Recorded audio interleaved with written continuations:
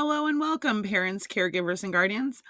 I'm glad you're here. I'm Shannon, a non attorney special education advocate at Advocacy Unlocked.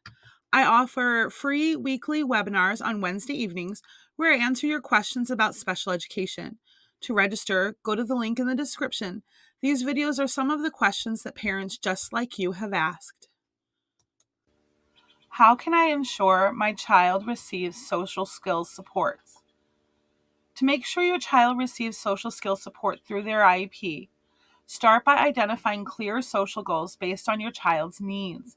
These needs will be determined in the present level section, and you can also look through the most recent evaluation report to see if some needs were glossed over in the IEP. Next, include specific strategies and interventions designed to develop those skills, such as social stories, role playing, or peer interaction opportunities.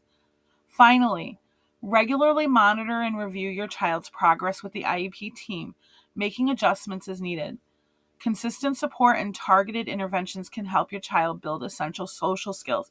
And it's important that you listen to the IEP team experts in this area. That, for example, if you're interested in social skill support for your child, then you must have a social worker or counselor on the IEP team to help you figure out what those supports will look like. A parent asks, how can I measure my child's progress effectively? Measuring your child's progress effectively involves setting clear, measurable, and time bound objectives that align with the IEP goals. This should be written into the IEP. Conduct regular assessments to evaluate their progress towards these objectives. So, if you have an objective that by November a child will count to 3, there needs to be clear times when that objective is assessed. Or their progress towards that objective is assessed. So it should be on the same day, the same time for consistency's sake. Additionally, include a communication log in the IEP between you and the teachers and service providers to gather feedback and insights.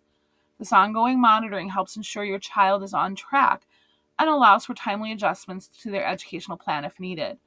Keep in mind that communication log is, if it's in the IEP, required, so you will always know how they're doing. Lastly, ask for the data sheets from the service provider or the teacher to monitor their progress towards those objectives.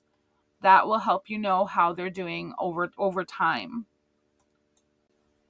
A parent asks, how can I prepare for my child's IEP meeting?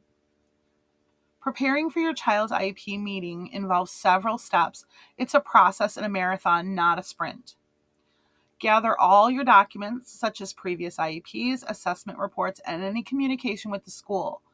You should already have that in your IEP binder.